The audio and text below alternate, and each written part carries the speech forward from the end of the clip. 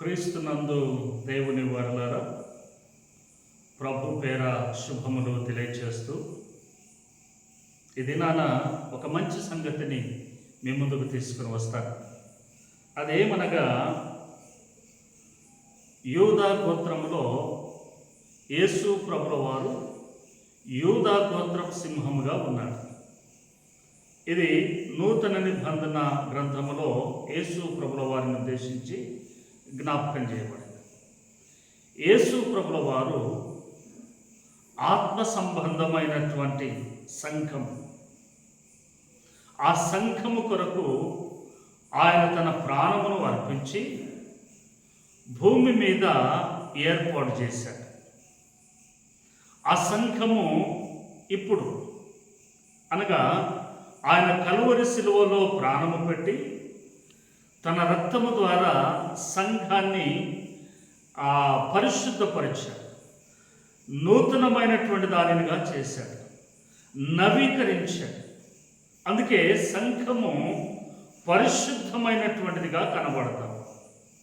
అలాగనే పాత నిబంధన గ్రంథములో యూదా గోత్రములో హూరు మనుమడును ఊరు కుమారుడైన బెసలేలు అనబడినటువంటి ఒక యవనస్తుడిని దేవుడు పిలిచి ఆత్మపూర్ణునిగా చేసి అతని ద్వారా ఇశ్రాయేలు ప్రజలు అరణ్యములో ఉండినప్పుడు దేవునిని స్తుతించుటకును దేవునిని మహిమపరచుటకు కావలసిన ప్రత్యక్షపు గుడారం యొక్క పరికరములన్నిటినీ కూడా ఈ బెసలేలు అనబడినటువంటి యూదా గోత్రికుని ద్వారా ప్రభు సిద్ధము చేయించాడు. చూడండి, ఇశ్రాయేలు ప్రజలు అరణ్యములో ఉండినప్పుడు ఈ బెసలేలు ద్వారా చేయబడినటువంటి ప్రత్యక్షపు గుడారములో ఇశ్రాయేలు ప్రజలందరూ కూడా దేవునిని ఆరాధించారు. నూతన నిబంధన గ్రంథములో యూదా గోత్రపు సింహమైన యేసు ప్రభుల వారి ద్వారా సంఘములో చేరి దేవునిని మహిమపరుస్తూ ఉన్నారు.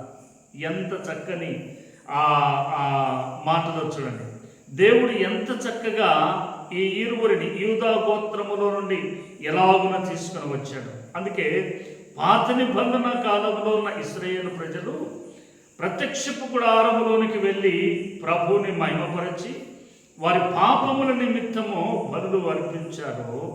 నూతన నిబంధన గ్రంథములో యేసు ప్రభుల వారు కలువరి శిలువలో ప్రాణము పెట్టి మనలందరిపైన ఉన్నటువంటి పాపమును తొలగించి మనలను పరిశుద్ధపరిచారు. అందుకే ప్రభువుని ప్రేమించు, ప్రభువుని ఆరాధించు, ప్రభు సన్నిధిలో ఉండి నీవు దీవించబడాలని కోరుకుంటూ దేవుడు మనలను అలాగున నడిపించును గాక.